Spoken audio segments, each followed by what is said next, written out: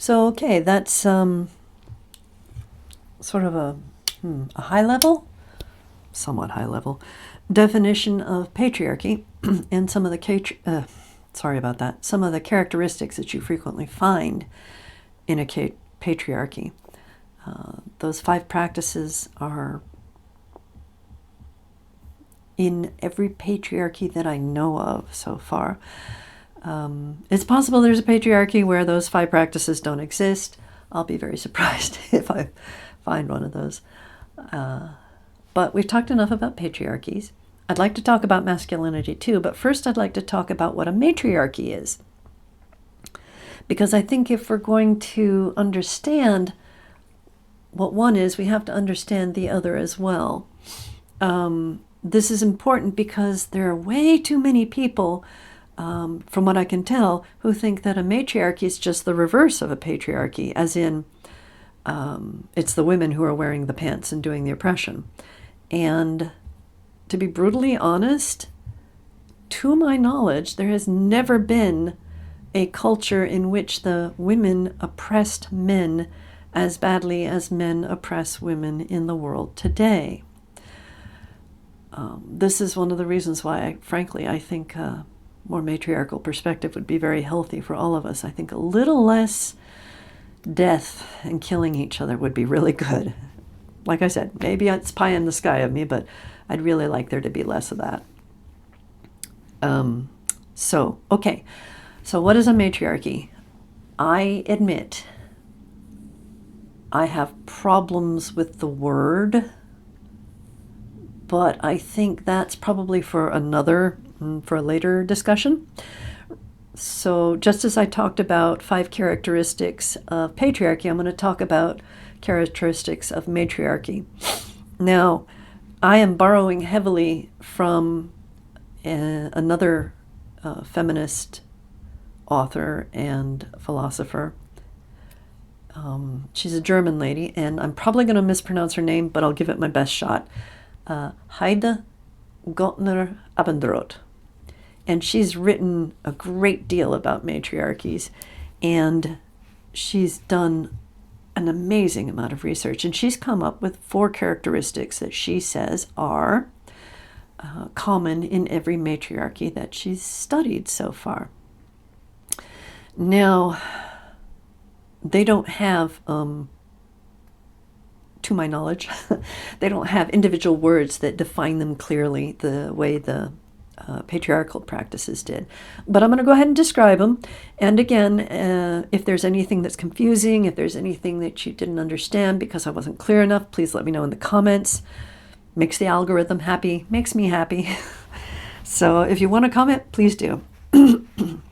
So these are the 4 characteristics that are common to matriarchies. The first one is economic mutuality based on the circulation of gifts. They are also non-hierarchical, horizontal structures of matrilineal kinship. They are politically egalitarian and consensus-seeking, and they embody a sacrality originating in the feminine divine. And yes, I'm going to go through all of these and explain them. The first one is economic mutuality based on the circulation of gifts. And what they're talking about there is that it's a very strong community feeling. People share with each other because it reduces friction within the community. If I have all the money, for example, and you have none, you're rightfully going to resent me, especially if I have gotten all the money through pulling a fast one on you or somehow warping things to my benefit. Excuse me. Good examples of that. I don't know if giving examples of this is a good idea because they're hard to explain outside of the culture itself. They sound a little alien. And believe me, the first time I started reading about this, I was kind of like, can you do that with some of these things? So, but what's a good example? Okay, so let's say that I know that my neighbor is sick, or she's just had a baby and she's overwhelmed, or something like that. I might make sure that she's okay by making soup and taking it over to her, or by offering to watch her kids for a while so she can just spend time with the baby. Things like that. I'm gift giving to her, and by doing so, I make sure that she doesn't become overwhelmed, or it's an economic mutuality. This can be a larger thing as well.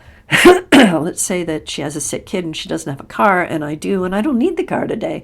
If she comes over and says, "Hey, can I borrow your car?" And I'm like, "Oh, sure," because I know her. This is not, some random person off the street. This is a friend of mine. We've developed community, the bonds of community. That's important in a matriarchy. It's not all about my individualism.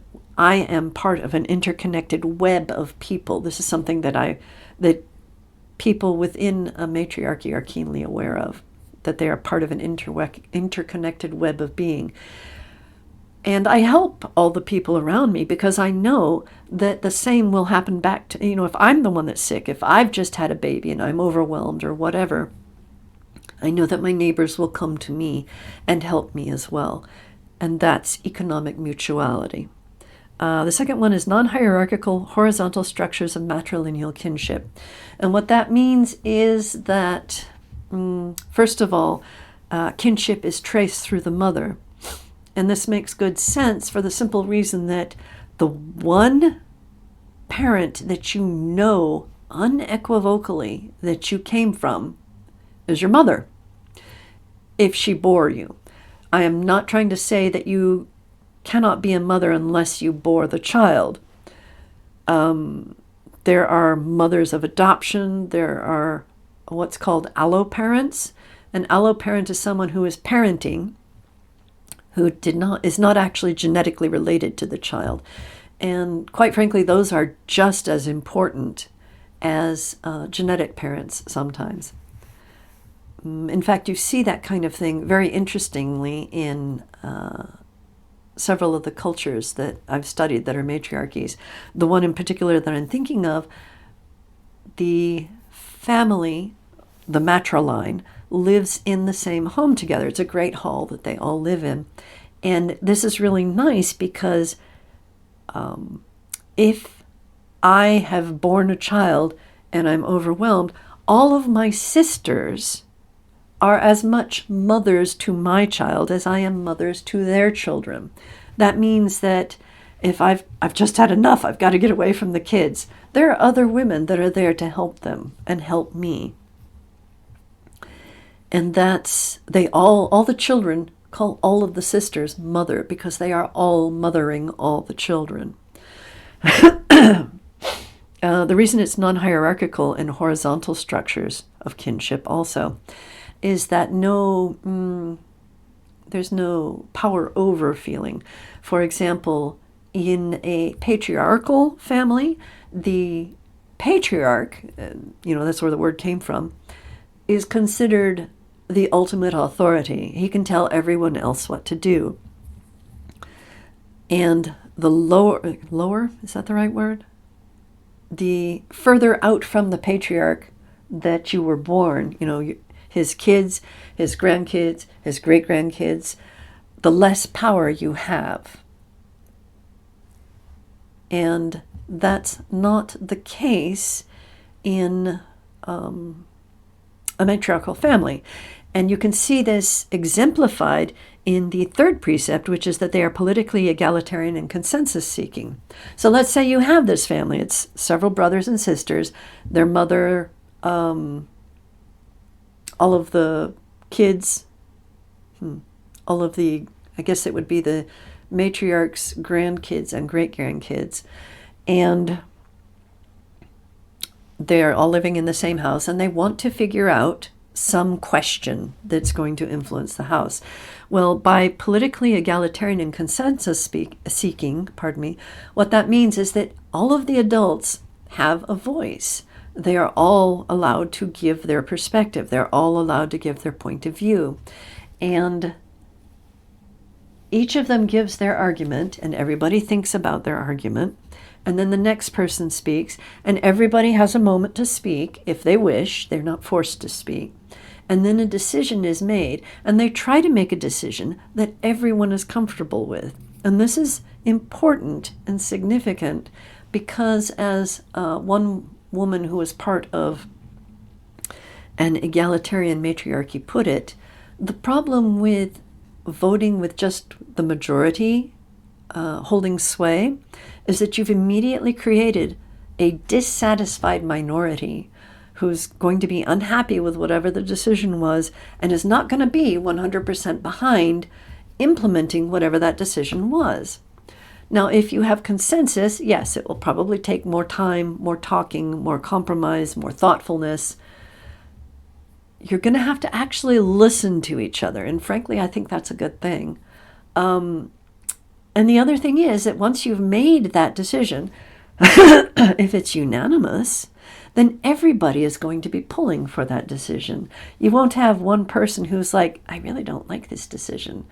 And because I'm the minority, I'm not going to bother. I'm not going to make any effort to make this happen.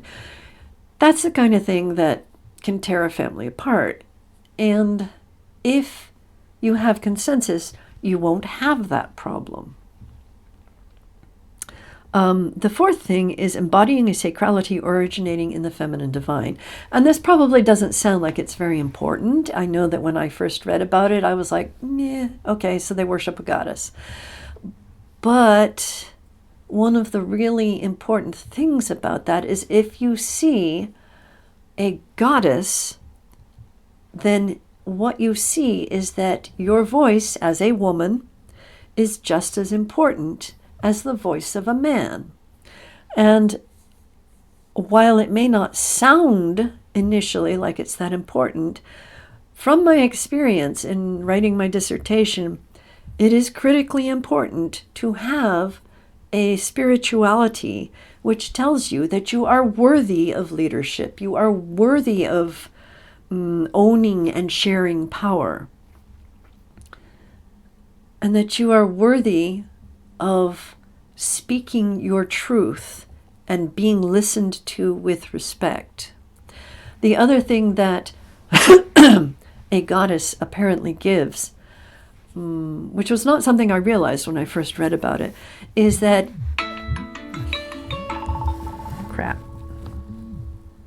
There we go.